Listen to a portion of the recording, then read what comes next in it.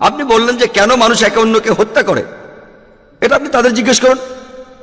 যেমন ধরুন একজন শিক্ষক ছাত্রদের বলল নকল করো না, ছাত্ররা নকল করে, এখানে কে দোষী, শিক্ষক না ছাত্র? ছাত্র দোষী। এখানে আল্লাহ মানুষ জাতির প্রত্যেককে একটা স্বাধীন ইচ্ছা শক্তি দিয়েছেন যে তোমরা যা খুশি করতে পারো, আমি শুধু গাইডেন্সটা দেব। সর্বশেষ আর চূড়ান্ত গাইডেন্স, সর্বশেষ আর চূড়ান্ত আসমানি কিতাব হলো পবিত্র কোরআন। এখানে সব নির্দেশগুলো দেওয়া আছে। আর আল্লাহ বলেছেন, আমি আমার লেকচারও বলেছি যে সূরা মাইদার 32 নম্বর আয়াতে উল্লেখ আছে, যদি কেউ কোনো মানুষকে হত্যা করে, হোক সে মুসলিম বা অমুসলিম, হোক সে হিন্দু, ইহুদি, খ্রিস্টান, শিখ, যে কেউ, যদি সেটা হত্যাকাণ্ডের অপরাধে না হয়, যদি দুনিয়ার ধ্বংসাত্মক কাজের জন্য না হয়, তাহলে সে যেন পুরো মানব জাতিটাকে হত্যা করলো। যদি কেউ কোনো মানুষকে বাঁচায়, তাহলে সে যেন পুরো মানব জাতিটাকেই বাঁচালো। তাই সর্বশক্তিমান ঈশ্বর মানুষের এই একে অন্যের সাথে খুনোখুনি পছন্দ করেন না।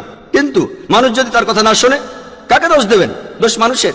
এই পৃথিবীতে আল্লাহ বলেছেন, সূরা মুলকের 2 নম্বর আয়াতে আছে যে এই পৃথিবীতে আল্লাহ সৃষ্টি করিয়াছেন মৃত্যু এবং জীবন তোমাদিগকে পরীক্ষা করিবার জন্য। আল্লাহ মৃত্যু আর জীবন তৈরি করেছেন আমাদের সবাইকে পরীক্ষা করার জন্য। আল্লাহ এখানে ইন্টারফেয়ার করেন না, তিনি চাইলে করতে পারতেন। কোরআন বলছে যদি আল্লাহ চাইতেন তিনি সবাইকে বিশ্বাসী বানিয়ে পৃথিবীতে পাঠাতেন, তাহলে এই পরীক্ষাটা থাকতো না। যদি শিক্ষক চান পাশ করুক আর না করুক, তিনি সবাইকে পাশ করিয়ে দিতে পারেন।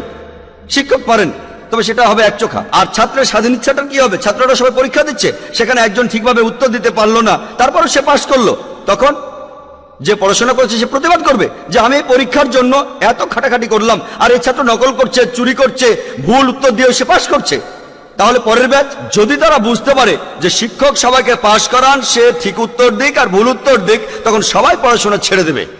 এভাবে আপনি একটা মেডিকেল ডিগ্রিও পেতে পারেন, কিন্তু এই ডাক্তার যখন মেডিকেল পাশ করবে, পাশ করে বের হবে, তখন সে মানুষ সারাতে পারবে না, মানুষ মারতে পারবে। আর সেজন্য আল্লাহ সুবহানাহু ওয়া তাআলা পবিত্র কোরআনের মাধ্যমে মানুষ জাতিকে নির্দেশ দিয়েছেন, হত্যা করো না, অন্যের ক্ষতি করো না, মানুষকে ভালোবাসো। আমার লেকচারে সব বলেছি। কিন্তু মানুষ যদি না করে, তার মানে তারা কোরআন মেনে চলছে না।